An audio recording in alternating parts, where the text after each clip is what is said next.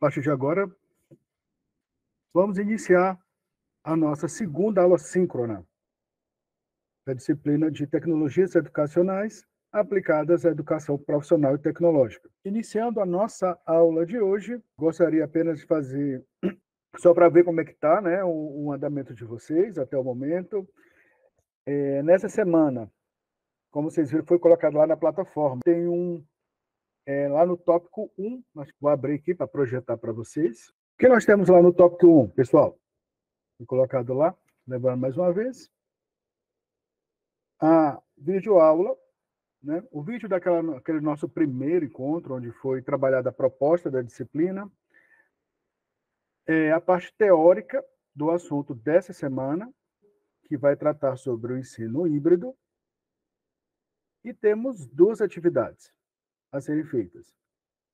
Lembrando que, conforme foi combinado com a turma, as atividades elas sempre ficaram abertas até o sábado seguinte à aula síncrona. No caso, temos então até o próximo sábado para realizar as atividades dessa semana. Quais são as atividades? Primeiro é um fórum sobre tecnologias educacionais. Se você já produziu algum recurso que usou em suas aulas ou em algum contexto didático, compartilhe aqui. Caso não tenha feito, escreva sobre algum recurso que você gostaria de saber desenvolver. Ou você pode escrever sobre duas coisas. O importante é compartilhar com todos. Só para lembrar, o recurso didático digital pode ser uma apresentação de slide. Isso já é um recurso, pessoal. Mas tente pensar ou lembrar de recursos mais sofisticados para compartilhar com todos. Segunda atividade tem um quiz só com perguntas objetivas a respeito dos assuntos tratados nesse livro que fala sobre o ensino híbrido. Até o próximo sábado, no dia 24, à meia-noite, vocês têm lá para enviar essas atividades. Pessoal, o material, como vocês perceberam lá, o material não é um material tão pequeno, né? Mas pelo prazo que a gente tem para desenvolver ele aí, também não é. Nessa aula de hoje, nossa intenção é de fazer uma explanação sobre, até facilitar um pouco sobre esse assunto que foi tratado. O tema da nossa aula de hoje é o ensino híbrido. Só comentando também sobre o material, então, além de ter aquela parte teórica, esse material também ele trouxe links para artigos também que de certa forma, eles enriquecem bastante o nosso tópico. Também tem vídeos e links para outros sites. Esses são os materiais de apoio, aquela bibliografia, né, complementar, que vai fazer com que você expandir um pouco mais o conhecimento de vocês, além daquele material base que está lá na plataforma. Então, é importante que vocês, então, sempre que puderem, conheçam também esses materiais, esses links que estão sugeridos lá no livro.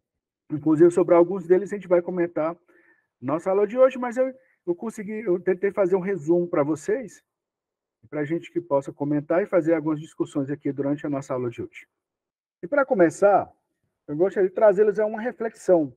Inicialmente, falar sobre a cultura digital. Se a gente for pensar o quanto que a nossa sociedade ela mudou na sua forma de se comunicar, de se informar, em relação aos tempos anteriores. Isso devido aos avanços das tecnologias que nós chamamos de TICs, tecnologias da informação e comunicação. Hoje, nós temos na mão um aparelho que, há um certo tempo, serviria apenas para fazer ligações, e hoje ele já é um computador. Eu diria que, através dele, muitos de vocês podem estar acompanhando, nesse momento, não de um computador, mas de um aparelho, de um smartphone. Então, você consegue realizar atividades, realizar trabalhos na palma da mão. Além disso, houve uma mudança comportamental. Os nossos alunos não são os mesmos dos alunos antes da popularização dos recursos digitais. Tínhamos uma época onde nós tínhamos o professor como o centro, o indutor o detentor de todo conhecimento. E temos um aluno numa posição passiva em relação ao aprendizado. e tínhamos como recurso adicional os livros, a nossa biblioteca, as nossas anotações. Hoje percebemos que a realidade é bem diferente. E aí a gente vai para o próximo tópico, subitem que fala de práticas educacionais.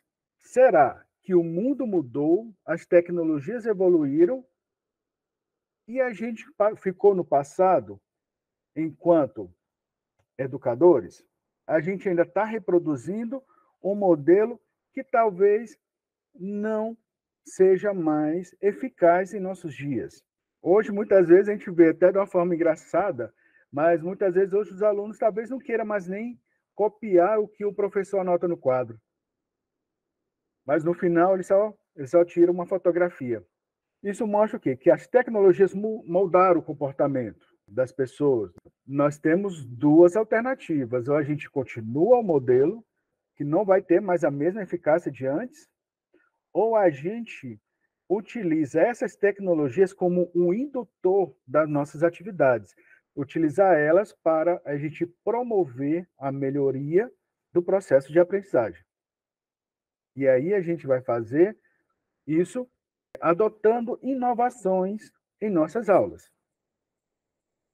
E é um dos assuntos que a gente vai tratar nessa aula de hoje e que também é o fio condutor da nossa disciplina, que são de tecnologias educacionais. O que nós podemos fazer para mudar nossas práticas, obviamente, né? Melhorar, não mudar, mas talvez melhorar nossas práticas, utilizando essa mudança de comportamento que teve nossos alunos, utilizando da popularização das tecnologias de informação e comunicação, utilizarmos isso a nosso favor.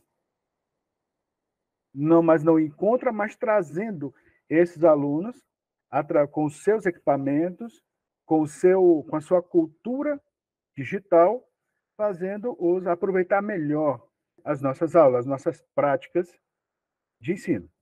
Aí ficou essa reflexão nossa inicial sobre esse rápido desenvolvimento, é um movimento que não para, em termos de tecnologias, de aplicativos, sistemas de comunicação, que a todo momento estão sendo desenvolvidos, aprimorados, e que pouco tempo você ficando distante delas, você pode dizer que está obsoleto. Isso também nos traz essa preocupação de estar em constante formação, em constante estudo e atualização dos nossos conhecimentos, das nossas práticas, frente a essas novas tecnologias. A essas novas estratégias, e aí é que nós vamos falar um pouquinho, e aí eu faço algum comentário sobre uma das bibliografias que foram colocadas lá para vocês, que fala sobre paradigmas da aprendizagem, o papel das novas tecnologias. Também a gente vai falar tanto, né, a gente vai resumir, a gente vai falar sobre os novos modelos de aprendizagem, que são, em sua grande maioria, suportadas, propiciadas pelas tecnologias da informação e comunicação, mas isso não quer dizer, muita atenção, que ela somente se dá através de equipamentos digitais, não.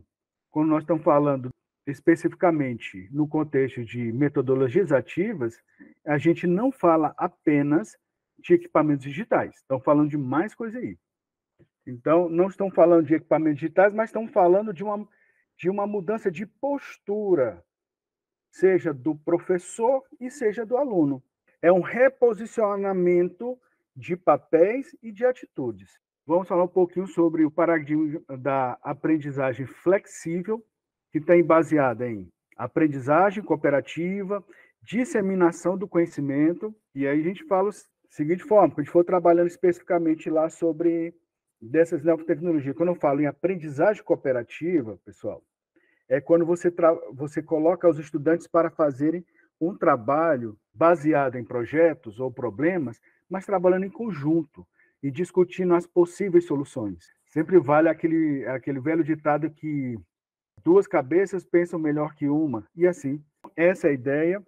Então, ao mesmo tempo, os alunos eles estão lá desenvolvendo, produzindo conhecimento e estão disseminando entre eles o conhecimento.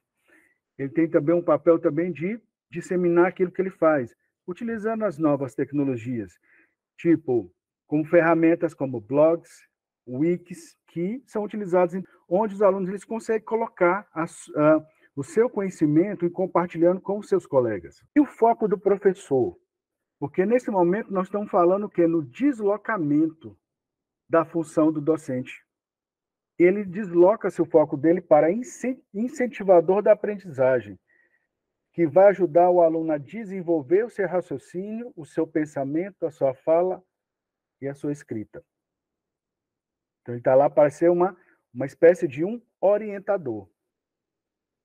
E ele passa a trabalhar, ao invés de ter um conteúdo formal, teórico, simplesmente teórico, não, mas ele acaba trazendo conteúdos significativos em sua grande base, baseada em problemas e resolução de problemas para os alunos.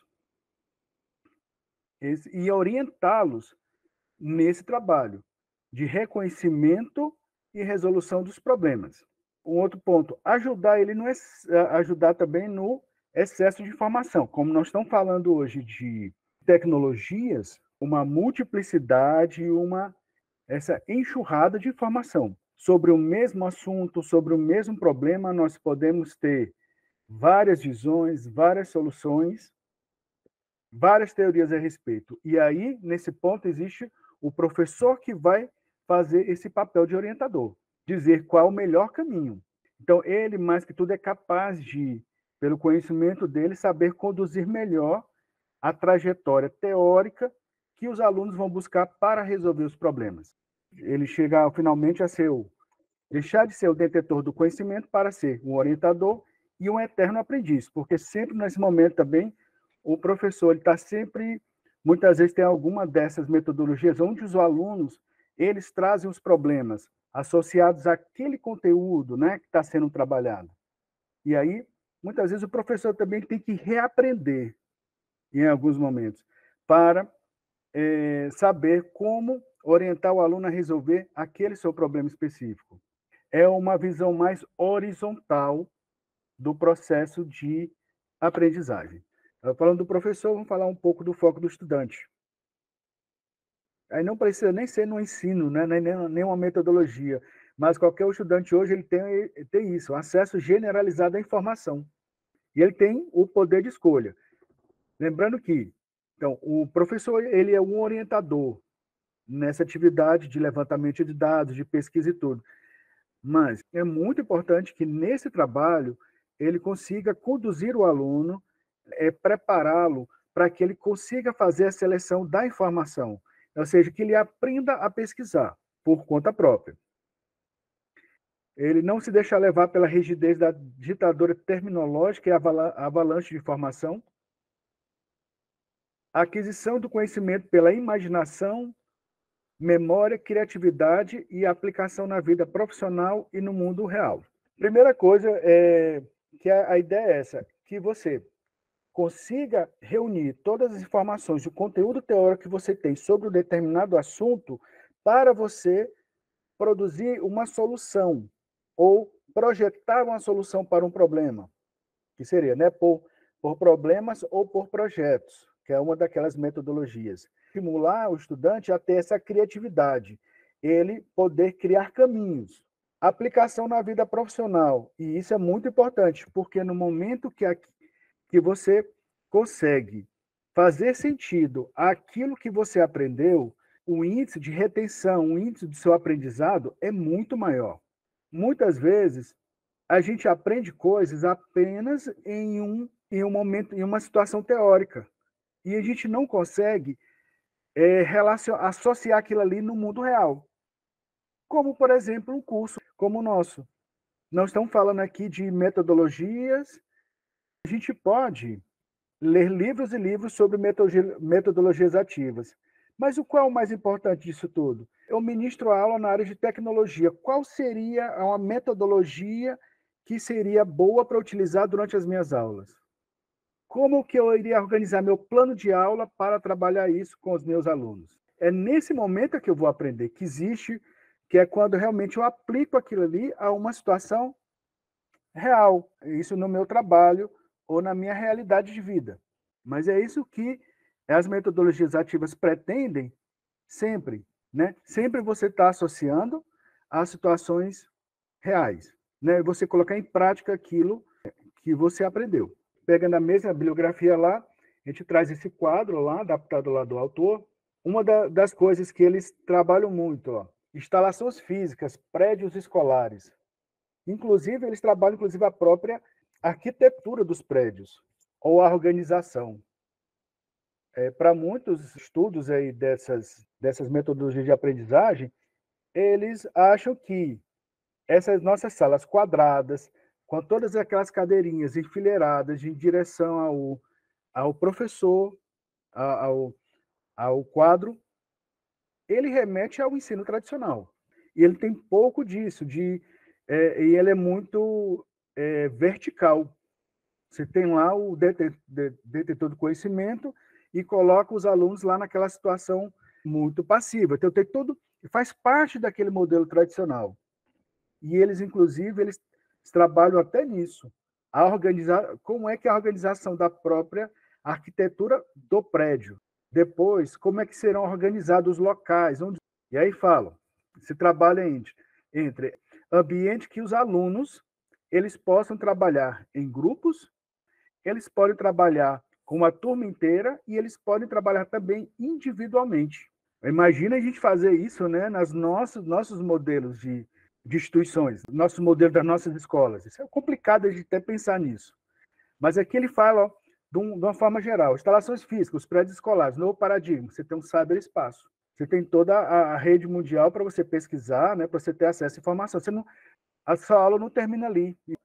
A gente eu terminei minha aula aqui, mas o aluno vai chegar em casa, ele vai acessar a plataforma, ele vai acessar outros vídeos, ele vai ver entrevistas, ele vai ter acesso a um projeto, e na próxima aula ele vai chegar, durante a nossa aula, ele vai desenvolver aquele projeto, e sob a minha orientação.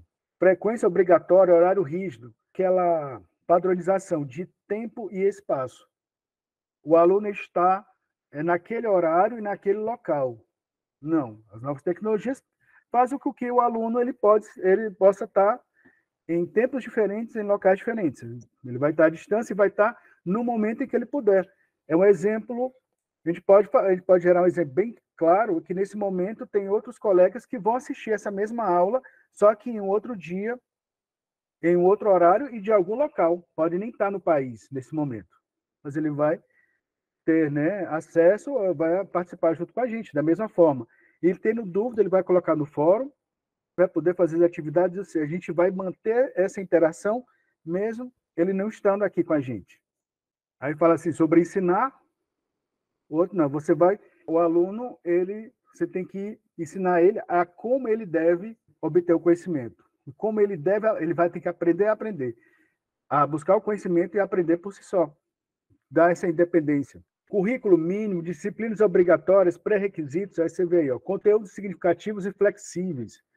A gente vai ver que tem umas formas, alguns modelos mais radicais, que nem se fala em disciplina, não se fala em currículo. Você fala que você tem o quê? Você vai ter uma competência que você vai ter que desenvolver durante um semestre. Algumas instituições trabalham dessa forma. Alguns não trabalham nem a ideia de série ou período. Você trabalha sobre a competência que você tem que desenvolver, o projeto que você vai desenvolver. E no seu tempo, quando você desenvolver, você adquiriu uma competência e você pode ir para a competência seguinte. Né? Sem disciplina, sem tempo. Pessoal, aqui são aqueles métodos bem mais que eles chamam lá de disruptivos. Fala unidisciplinaridade, aqui não, você fala intermultidisciplinar. Exatamente, porque as caixinhas não estão mais separadas. Aqui não, é tudo uma coisa só. Você, para desenvolver o seu projeto, você vai precisar você vai mobilizar conhecimentos que eles estão dentro do modelo tradicional, dividido em várias disciplinas, mas você vai trabalhar tudo aquilo em conjunto, porque na prática, você vai trabalhar aquilo tudo junto, no seu dia a dia. Você não trabalha em caixinhas separadas. Aí a gente vai aqui, ó, pedagogia, transmissão do conhecimento, só citar uns pontos aqui para a gente não perder muito, ó. Transmissão de conhecimento, você fala em aprendizagem coletiva. Os alunos, eles aprendem entre eles. durante o desenvolvimento lá dos seus projetos. Aí você fala, professor, que é importante colocar lá, orientador de aprendizagem. Quantitativo para qualitativo. E a gente entra no ponto lá. Então, metodologias ativas, para a gente poder chegar um pouquinho lá e chegar no ponto da nossa aula de hoje. Metodologias ativas, então, para eu dizer o que é a metodologia ativa, então ela se contrapõe o quê? A metodologia passiva, aos métodos de aprendizado passivo.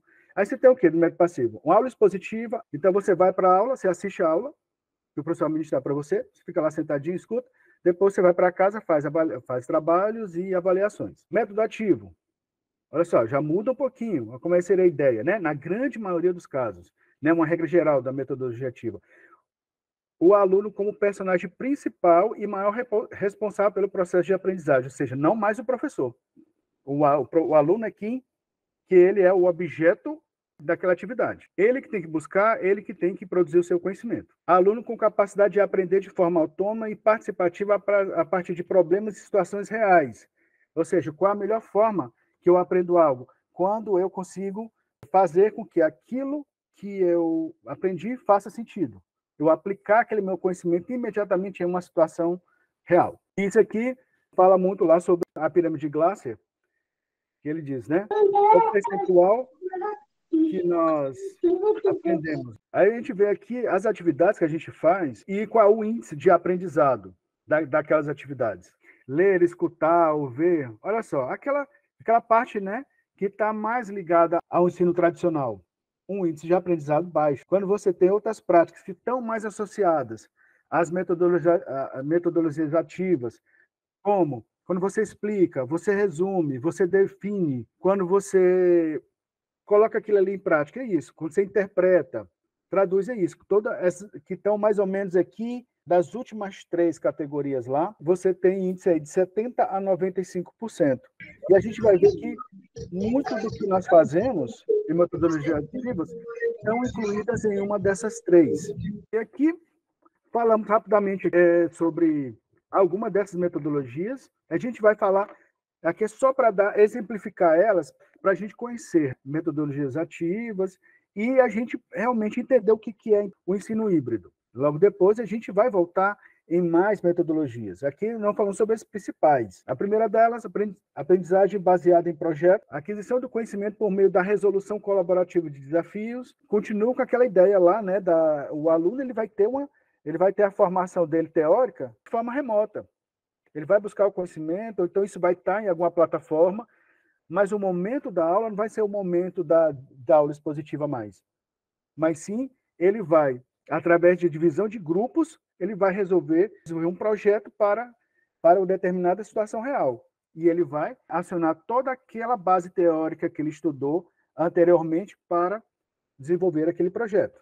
E isso com o resultado, trazer para o aluno perfil investigativo e crítico. O aluno busca o conhecimento, ele produz o desenvolvimento desse projeto e o professor ele fica lá acompanhando e dando feedback. Problemas é um pouquinho semelhante, só que ele vai mais trabalhar na teoria, da seleção teórica do conhecimento necessário para a resolução dos casos. Ele constrói o aprendizado conceitual, procedimental, atitudinal por meio de problemas. Estudo de caso, baseado no anterior. O estudante comanda seu aprendizado enquanto explora seus conhecimentos em situações relativamente complexas. Aí aqui então, assim, tem uma mudança na complexidade das situações que são colocadas, que é o estudo de caso. Temos o aprendizado por pares, que é outro também, onde ele fala por pares, mas eles são utilizados ou pares ou grupos de alunos, chama de times de alunos. Então, os alunos aprendem em conjunto, compartilham ideias e onde se aprende e ensina ao mesmo tempo. Então, eles vão trabalhar, vai ter um tema para eles trabalharem, eles começam lá a discutir entre eles. O que cada um, as informações que eles encontraram, e com isso há um compartilhamento das informações dentro daquele grupo. Após isso, há uma formação do pensamento crítico por meio das discussões embasadas e levando em consideração as opiniões divergentes. Que é muito importante também. Olha as outras habilidades que elas vão ser desenvolvidas dentro dessa metodologia. Aí ele fala aqui sobre o trabalho com as metodologias ativas. Quais são os caminhos para a gente trabalhar com elas? A primeira delas, mudanças progressivas, são, digamos assim, aquelas mais suaves. Esse caminho, ainda a gente trabalha com ensino curricular, ou seja, a gente trabalha com disciplinas.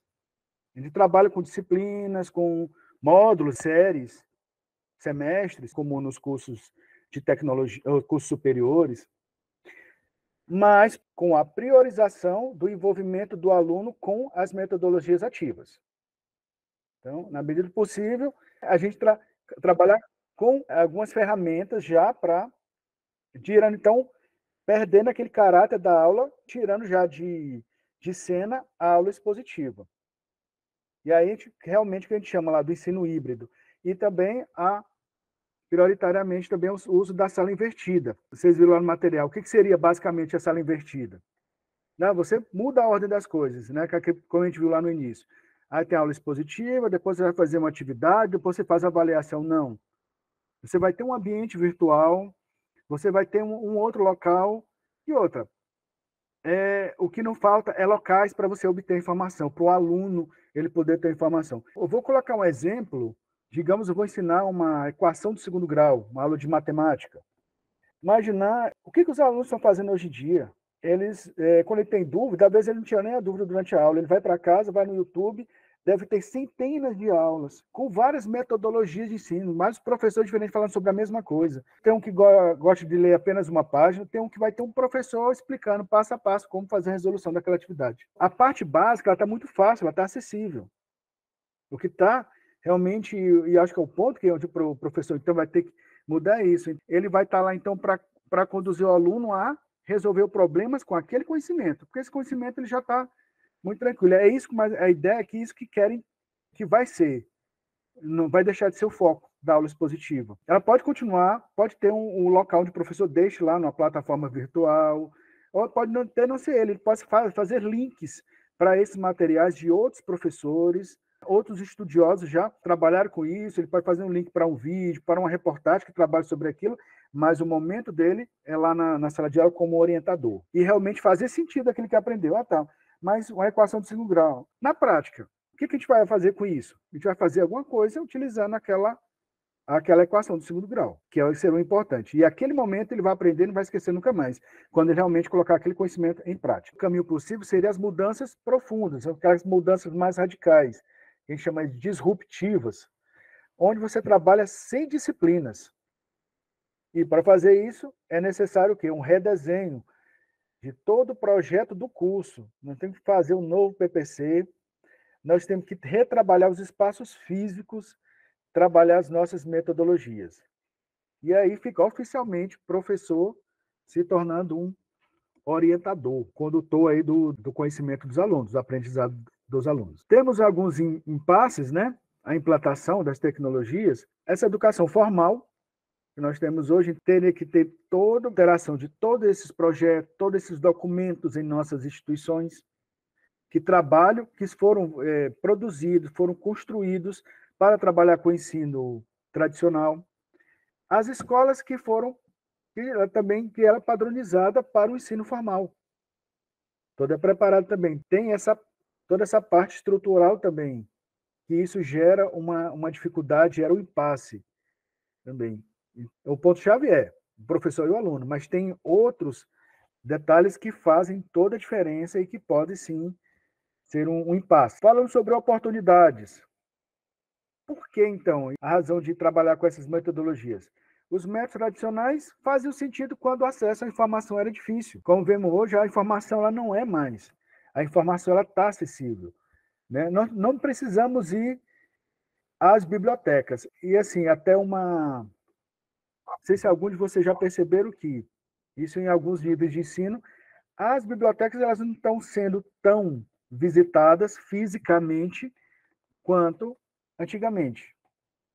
Isso não quer dizer exatamente que as pessoas estão estudando menos, mas porque elas têm outras fontes. Hoje você existem os repositórios de artigos, de trabalhos científicos, de livros, né? Tem inúmeros, tem vários repositórios oficiais de materiais didáticos, né, de materiais acadêmicos, facilmente acessíveis E talvez a pessoa vai preferir muito mais estar lá, se estiver em casa, do seu celular, acessando material como esse, de que se dirigir fisicamente a uma biblioteca. Bem como as próprias bibliotecas também, muitas delas já se adaptaram. Um exemplo, temos a biblioteca do Instituto Federal. Você pode também acessar os livros, parte da bibliografia que está lá na nossa biblioteca, mas de forma digital. Que você vai ter um link e você acessa o conteúdo do livro, ou o livro em conteúdo digital. Essa integração do espaço e tempo, você não fica tão preso mais àquele espaço físico da escola e nem daquele tempo pré-determinado. O aluno ele consegue depois, através das tecnologias, consultar, estudar, realizar e desenvolver seus projetos, mesmo que ele não estando preso naquele amarra espacial e temporal. E outra que, em razão disso, os alunos hoje, você pode falar em crianças, hoje eles não aceitam mais esse modelo vertical, autoritário e uniforme de aprender. Eles já nasceram, a turma de hoje já nasceram já utilizando tecnologias digitais. Os novos modelos de comunicação não vão realmente se adaptar bem, ou não vão ter um grande desenvolvimento utilizando os métodos tradicionais, quando a realidade era outra. Aí falando sobre esses métodos, modelos educacionais mais inovadores, esses mais disruptivos, tá? Mais radicais. Modelo não disciplinar, então não trabalha com disciplina, centrado no aprender ativamente com problemas e desafios. Então o professor está lá para entregar um problema para os alunos desenvolverem e estar na orientação. O ambiente físico, que tem que ser para atividades em grupo, plenárias ou individuais. Você consegue até tentar adaptar isso de alguma forma, mas mesmo assim é possível. A implantação ela é possível em escolas inclusive em escolas sem tecnologias. Porque quando fala de metodologias ativas, você pensa apenas nós estamos falando em celular, em computador, em tablet, mas não é isso apenas. Metodologias ativas é aquela que coloca o aluno como centro da produção do conhecimento. Você pode trabalhar com materiais impressos, com jogos, com desafios, todo material físico. No momento que você cria você muda esse foco, começa a trabalhar dessa forma, você está trabalhando com metodologia ativa. E aí, só lembrando que assim, não associar de forma automática a metodologia ativa com o recurso digital.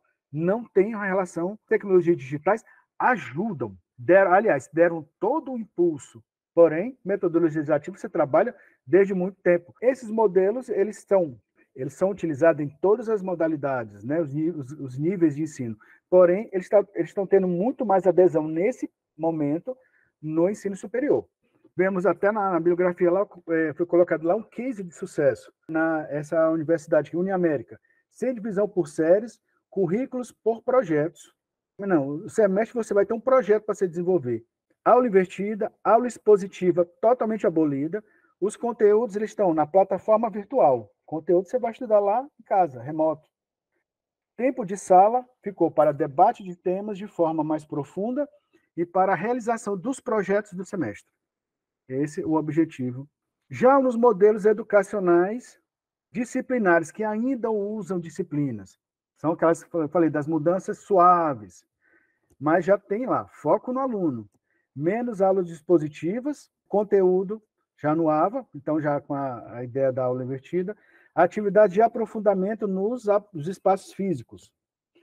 Professor orienta projetos, atividades criativas e supervisionadas. Isso aí é o professor que tem que conduzir. Faça as perguntas, faça as melhores perguntas ou sugira os melhores projetos, de forma com que o aluno consiga relacionar vários conteúdos, vários conhecimentos para resolver aquele projeto. E aí também vai muito a criatividade do professor.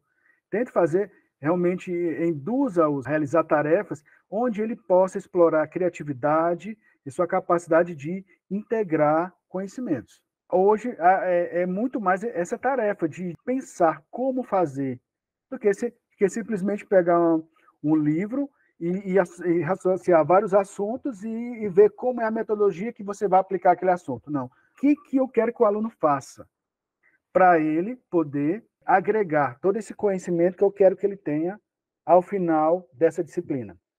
Lembrando que aqui ainda é um modelo disciplinar. Aprendizagem por desafios, aprender fazendo, aprender junto, trabalho em grupo, aprender no seu ritmo, personalização. Aí, quando vocês viram no material, quando fala flexibilização, é isso aqui, pessoal.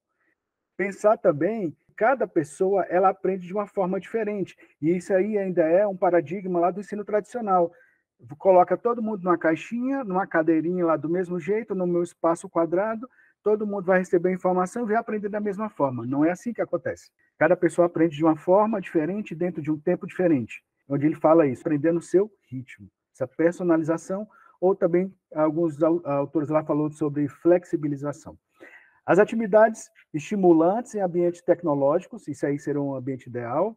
Usar a tecnologia para integrar a parte formal e informal do ensino. Você tem tanta a parte formal, que seria um ambiente virtual de aprendizagem, mas você tem uma parte informal ali, você tem uma página no Wiki, você tem um blog onde você pode colocar lá, os alunos podem colocar lá os seus projetos, aquilo que eles fizeram lá. É meio que uma mescla de tudo isso.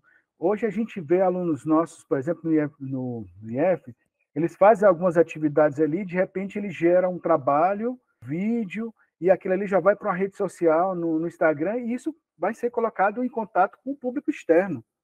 Então, está, né, ultrapassando as barreiras do nosso campus e fazendo o trabalho desses alunos chegar a lugares nunca imaginados. E a gente chega, então, falando sobre tudo isso, e no final, o que é isso? Quando você tem lá a sua sala de aula e você tem essas ferramentas, utilizando como, por exemplo, uma aula invertida. Então, você tem um momento fora e um momento dentro da sala de aula. A junção disso. Nós chegamos, então, ao final do conceito do ensino híbrido. Ele tem vários modelos de ensino híbrido. O que a gente também chama de blended learning. Estão falando da mesma coisa. Resumindo, o mais comum, que é o que importa para a gente, o que é o mais utilizado aí, é esse, como eu falei para vocês, a atividade em sala e o conteúdo sendo de forma virtual. Esse é o ensino híbrido. O currículo dele é mais flexível, então, dessa forma, respeita a individualidade do aluno. O aluno ele vai ter seu projetinho, ele vai ter sua atividade, ele tem o seu tempo para ele desenvolver, ele tem seu tempo tem o seu ritmo, e isso é acompanhado pelo professor. O professor pode, através das plataformas, dos suportes tecnológicos, ele fazer esse acompanhamento da individualidade de cada um dos seus alunos. Essa que todas as escolas podem implementar, não depende. Fala aí muito sobre a tecnologia web 2.0. É uma continuação, como falei para vocês, a Wiki. A Wiki é um local onde os alunos eles começam a colocar tópicos, desenvolver temas, e assim eles conseguem dar um resultado daquela seleção de materiais que eles trabalharam. Isso no blog. O que seria uma aprendizagem colaborativa? Colaborativo seria o quê? Quando você trabalha com fórum. Por exemplo, por que a gente estimula-se tanto, muito assim, quando a gente utiliza os AVAs? Participe, eu tenho um fórum com assunto tal. Na verdade é isso. A gente faz uma pergunta para vocês, mas de forma que vocês possam desenvolver algo em cima daquela pergunta. Aquela pergunta, quais as tecnologias que você já utilizou, alguma metodologia ativa. Comenta com a gente o que você viu, o que você conhece. Na verdade, a ideia é essa, que você mostre o que você já fez, como você utilizou, mas isso não serve para... Isso não é para você, mas a ideia disso é fazer a aprendizagem colaborativa. Os outros vão ler e vão aprender a partir do que você fez. Aquela sua contribuição, ela serve para os seus colegas. O fórum, como exemplo, como a gente fala lá de aprendizagem colaborativa, o que seria, né? Assim, associando na prática, o que seria isso? Os fóruns, por exemplo. E aí a gente continua aqui falando sobre metodologias ativas voltadas, né, para o ensino profissional e técnico. Se a nossa prática de ensino favorecer no aluno as atividades de ouvir, ver, perguntar, discutir, fazer e ensinar, estamos no caminho da aprendizagem ativa. E aí, pessoal, a gente foi certinho lá no foco da pirâmide, né? Quem lembrou da pirâmide no início da aula, quando eles discutem entre eles, eles estão exercitando essa capacidade de discutir e de ensinar. E eles vão chegar naquela fase melhor do aprendizado. Já usamos metodologias ativas em nossas aulas, discussão de temas e tópicos de interesse para a formação profissional. Quando a gente faz isso, trabalho em equipe com tarefas que exigem colaboração de todos. Estudos de casos relacionados com áreas de formação profissional específica. Debates com temas da atualidade. Geração de ideias, o brainstorming, para buscar a solução de um problema. Já viu, né, atividade brainstorming, né? Você joga um problema e aí você coloca, todo mundo diz alguma coisa, alguma palavra, alguma ação para você resolver um problema. Você faz lá uma caixa lá de texto. Inclusive, tem algumas ferramentas que você faz um brainstorm online. Eu posso fazer um brainstorm com vocês aqui durante a nossa aula. Já fazer na nossa parte, que eu coloquei lá, onde a gente vai para a ação. Vamos fazer também, vamos brincar com o brainstorm. Produção de mapa conceitual para esclarecer e aprofundar conceitos e ideias. Modelagem e simulação de processos e sistemas típicos da área de formação. Criação de sites ou redes sociais visando a aprendizagem cooperativa. Ou você usa uma página na rede social mais específica da sua área, ou grupos de alunos fazem isso para discutir, para publicar coisas da área dele, né, da área de estudo. Elaboração de questões de pesquisa na área científica e tecnológica, no momento que eles levantam problemas, né? Tudo isso são metodologias ativas. Aqui eu falo um pouquinho sobre PBL, aprendizado baseado em problemas, aqui em projetos, que fala um pouco sobre como seriam as etapas. Elas são um pouco parecidas, tem uma parte comum, mas tem alguns detalhes, só para vocês conhecerem. Refletir isso, né? Pensar aí dentro das aulas que vocês fazem diariamente, o que você pode trabalhar disso. E aí, as contribuições das metodologias ativas. Permite prever que, uma vez que os alunos saindo da escola com a ilusão de terem aprendido algo só porque foram expostos a conteúdos em aulas positivas, teremos alunos que experimentaram situações de aprendizagem profundamente significativas em suas vidas. O que eu quero dizer aí, pessoal? Aqueles que realmente colocaram em prática aquilo que aprenderam, eles vão ter uma experiência sobre o aprendizado muito maior do que aqueles que tiveram uma aula expositiva.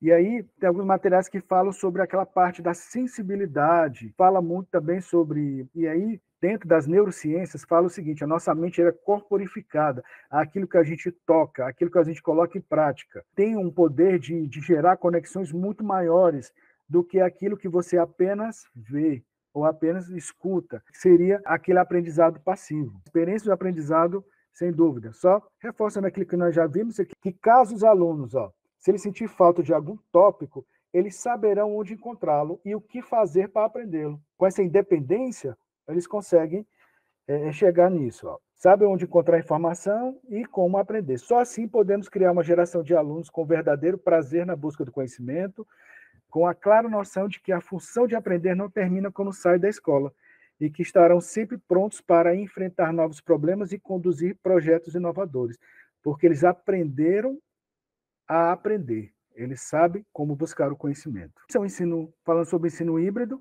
é o modelo mais implementado, forma de ensino, então não é só o totalmente à distância, não é só o totalmente presencial. Dentro dessas tecnologias, o híbrido é o mais implementado, porém, ele tem algumas dificuldades, porque é muito claro que falta capacitação dos professores. Não é uma capacitação de curta duração que vai fazer professores hábeis a trabalhar com o ensino híbrido, não é algo que se aprende em um pequeno encontro, uma pequena capacitação. Agora eu sou um professor de ensino híbrido. Agora, não.